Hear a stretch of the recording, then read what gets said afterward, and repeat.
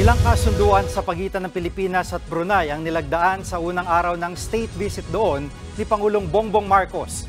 Live mula sa Bandar Seri, Begawan sa Brunei, nasa frontline balitang yan si Jenny Dongon. Jenny, ano mga naging aktibidad dyan ni PBBM ngayong araw?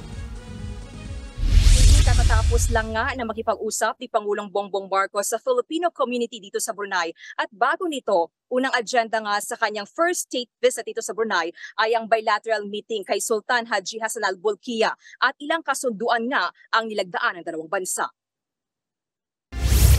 Pagdating dito sa Brunei kaninang alas 10 ng umaga, agad na nagtungo si Pangulong Bongbong Marcos sa Istana Nurul Iman para sa bilateral meeting nila ni Sultan Haji Hassan Al Bolkiah. Dito ay giniit ni PBBM ang kanyang hangaring palawakin pa ang relasyon ng Pilipinas at Brunei. Lalo't malaki pa raw ang potensyal na pwedeng tignan. Giit naman ng Sultan, sakto ang pagbisita ni Pangulong Bongbong Marcos dahil ipinagdiriwang ng dalawang bansa ang ika-40 anibersaryo ng kanilang diplomatic relations. Inaasahan daw niya na mas gaganda pa ang pagkakaibigan ng dalawang bansa. Bago tumulak pa Brunei, sinabi ni PBBM na isa sa mga nais niyang talakayin sa pagbisita sa bansa ang pagtitiyak ng seguridad ng rehiyon. I am confident that our partnership with Brunei in these important sectors will further bolster our political, economic, and people-to-people ties.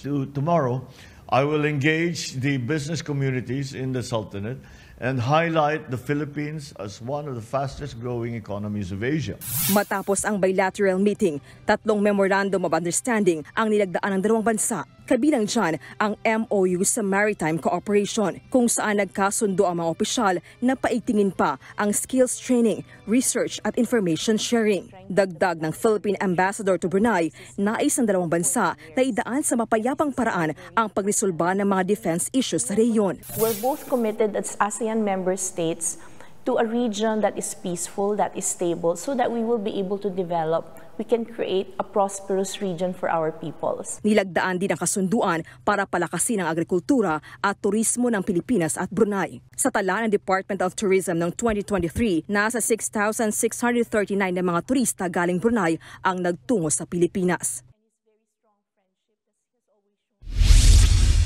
Jiggy, nasa mahigit 25,000 ang OFW o mga temporary migrant dito sa Brunei. Kaya naman sa kanyang talumpati kanina ay ibinida ni Pangulong Bongbong Marcos na gumaganda na ang ekonomiya sa bansa. Sa katunayan ay nakapag-approve umano ng 1.26 trillion pesos investment ang pamahalaan sa mga negosyante at mga investor. Mas mataas ito sa target nilang 1.15 trillion pesos. Kaya naman hinikayat ni Pangulong Bongbong Marcos ang mga OFW na someday ay umuwi sa ating bansa at magtayo ng kahit maliit na negosyo. At bukas naman, Jiggy, ay haharapin ni Pangulong Bongbong Marcos ang energy at ang mga gas sector dito sa Brunei bago tumulak patungo ng Singapore.